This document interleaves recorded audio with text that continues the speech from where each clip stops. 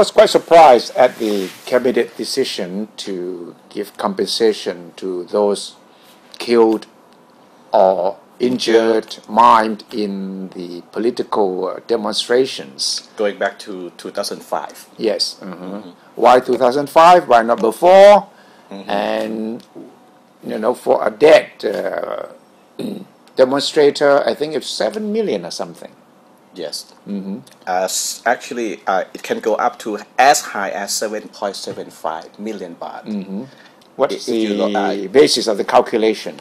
If you have relatives killed, and you will get basically 4.5 million baht, and then the relatives are also entitled to traumatic compensation. If you suffer trauma from losing your loved ones, you can have compensation also. You have to prove it. How do you prove? How do you prove trauma?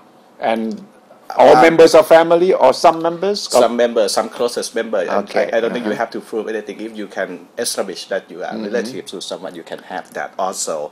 So it can go up as high as 7.7 for a family. For family, million baht. Is it inclusive? Red shirts, yellow shirts, non-shirts, non-color. Also, there'll be compensation. This package also includes people whose businesses were suffered during the crisis. Businessmen as well, right? Right.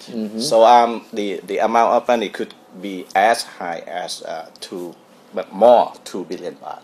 This is the minimum, the ceiling amount, or is it flexible? Because it's flexible. Do they know how many people? No, they don't know. For one thing, the people who has been in jail can also be entitled to this compensation in case that they were found they are found not guilty in the future. These people can also claim the compensation. The timing of this decision seems quite interesting. Right. This is my own interpretation.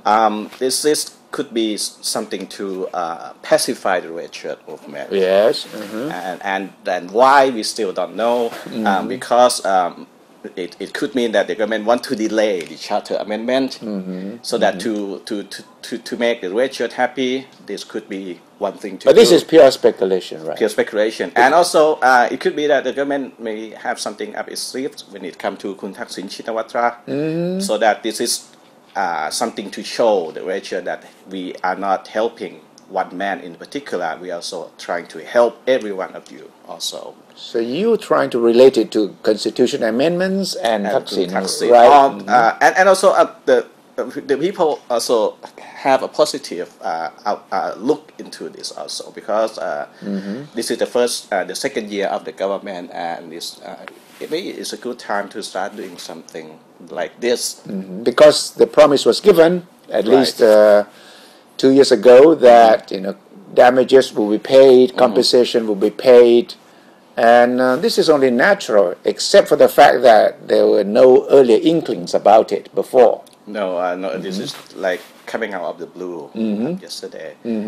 But that it was the argument for this package that, this is time to do something. This is the second year of the government, and it's a promise made during the election campaign. But there are a lot of arguments against this package also. What about soldiers killed?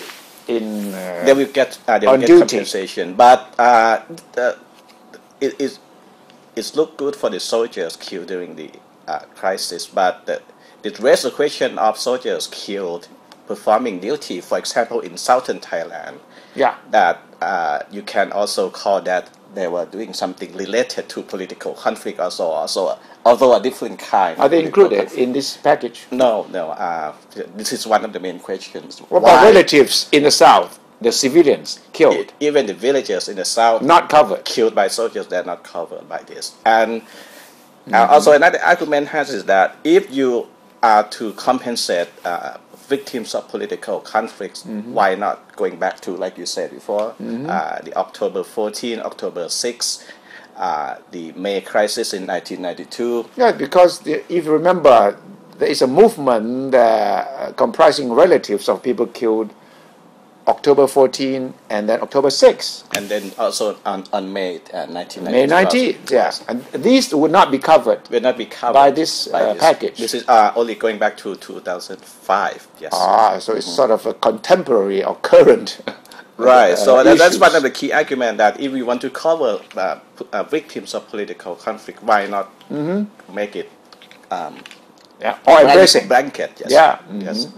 So it would be a political issue, but I think most of the people would welcome it, including the yellow shirts. What have they said about this? They have Kept quiet. no. Actually, it's a heated debate among the yellow shirts. Whether to accept that or not. A lot of people they do not agree with this anymore at all. But the relatives themselves will decide, not the yellow shirt movement or the core leaders. So we try to get in touch with some relatives and say, they sort of say, okay, we did not want this.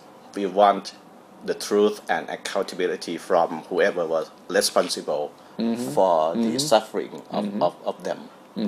So, but this is part of the process. Right. The so-called national reconciliation process includes compensation and seeking the truth. Yes, so it have to go hand in hand. And this has not come from any of the committees set up by the government. This has come directly from the cabinet. It's a cabinet resolution.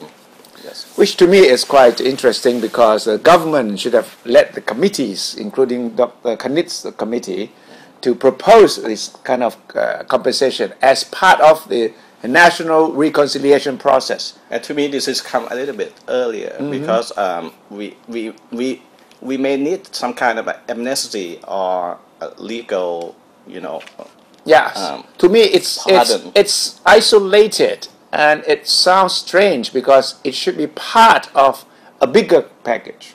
Right. So obviously, people read a lot of political implications into it. Then we will see from now on how this whole package will fit into the larger picture of national reconciliation.